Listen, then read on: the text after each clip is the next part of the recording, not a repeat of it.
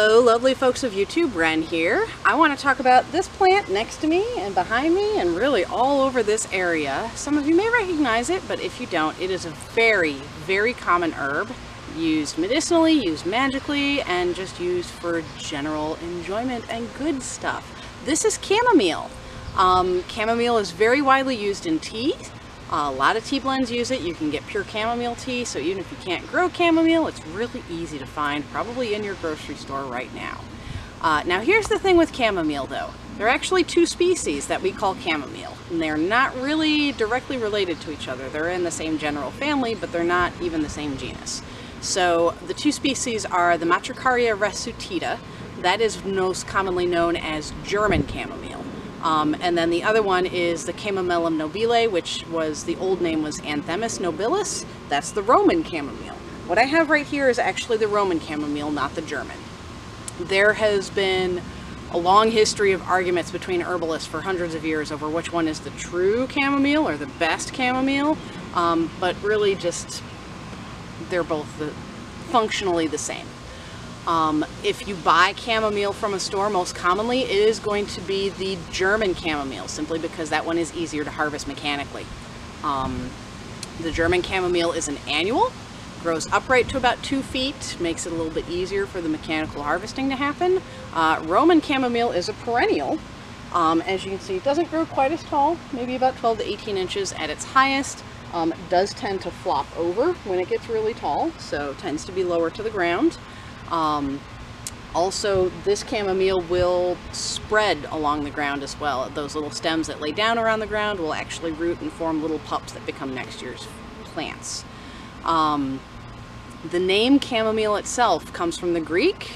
Chamomile means basically ground apple. This is a reference to the fragrance of the plant. It is very fragrant, does have a very sort of appley scent, but also really strong herbal undertone to it. It's pretty, it's delicious, quite honestly, and it just perfumes this whole area of my garden. The scent is most commonly released when you handle or step on the plant, which made the plant very popular in gardens to plant as edging along walkways, so people would brush up against it or step on it and release that smell. As you can imagine, it was also widely used as a strewing herb as well.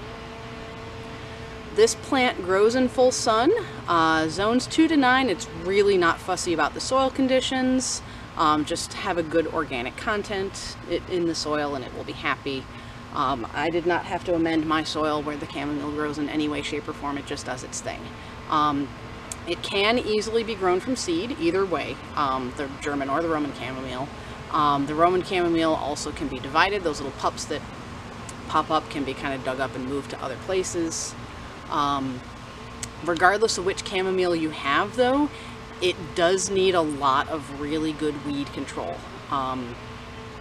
It's not very good at sort of defending its own turf, so you have to be really careful and like hand weed around it in order to really get that plant to thrive. So that's really the biggest piece of like cultivation that you need to do with this plant, is making sure that it has a good weed-free space to grow into. So now, there are some cautions I want to give you. This plant is in the same family as ragweed, so if you have a ragweed allergy, you want to be cautious because it may also trigger some allergic symptoms in you. Having said that, I have a ragweed allergy and I don't have any problems with chamomile. I do have a problem with echinacea, but not chamomile, and they're all in that sort of same family. So just use caution if you don't know whether you have an allergy to the plant, or if you have related allergies, just use caution the first time, but obviously, and always keep in mind that allergies are something that build up through exposure. So you may not be allergic initially, but you may develop an allergy. So just keep that in mind and watch for allergic symptoms, because this is a pretty common allergen. So here's a little close-up of the plant for you. You can see like numerous little stems with this feathery foliage on it.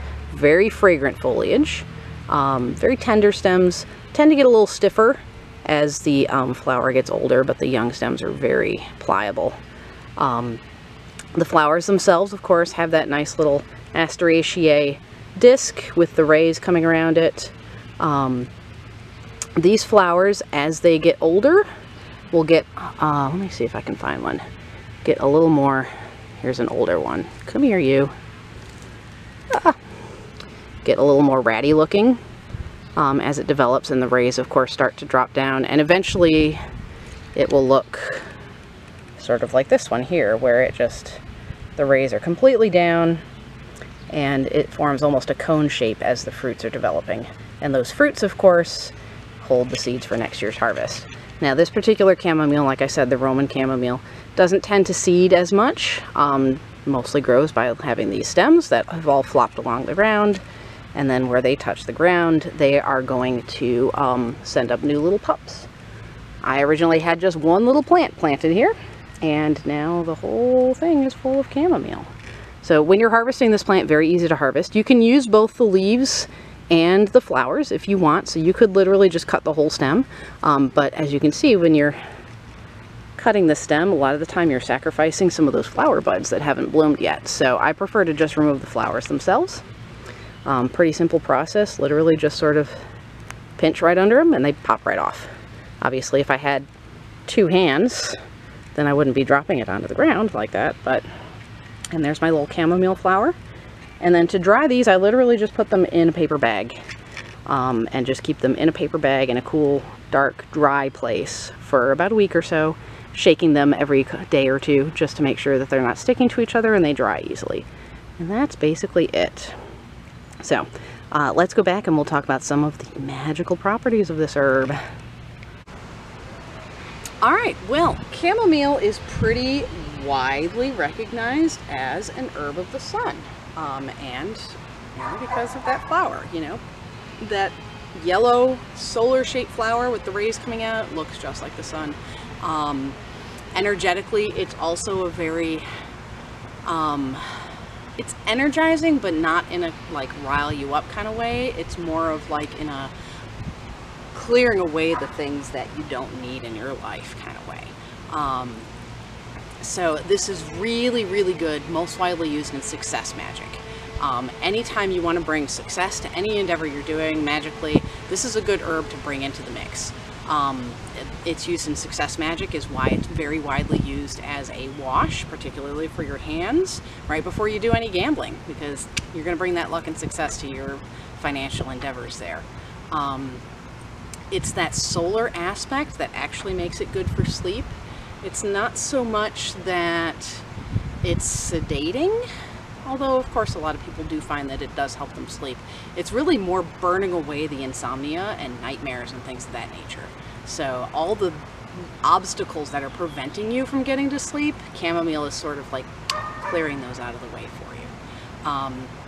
Very good for sort of protection and purification because of that solar aspect, but it's really more of a gentle way. It's not so much, it's not as aggressive as some other plants in the protection aspect. It's more of just a like, no, no, no, that's not needed here. This is a good place. So basically, yeah, sort of bringing good vibes and success to anything, whether it be a place or working or an endeavor or sleeping. That's what it's going to help you with. I do want to mention a side note on this plant. One of the uses for this plant is said to be the plant's doctor.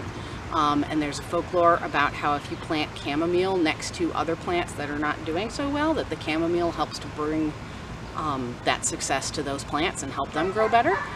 That has not been my experience with this little amelanchier tree that I have planted in amidst my chamomile. It has been here, believe it or not, it looks like it's maybe a year or two old. It's been here for 5 years and it hasn't really changed all that much, so it's gonna go somewhere else because the chamomile just isn't helping it. So my personal experience has not borne fruit on that, but give it a try, maybe it'll work better for you. But yes, lovely little plant, delicious in tea, very widely used, generally regarded as safe. Yeah, and you can find it in any grocery store, like I said, so really there's no reason not to have chamomile in your cupboard, so, or in your garden if you have one. So anyway, I hope this video finds you well. As always, I will see you again soon.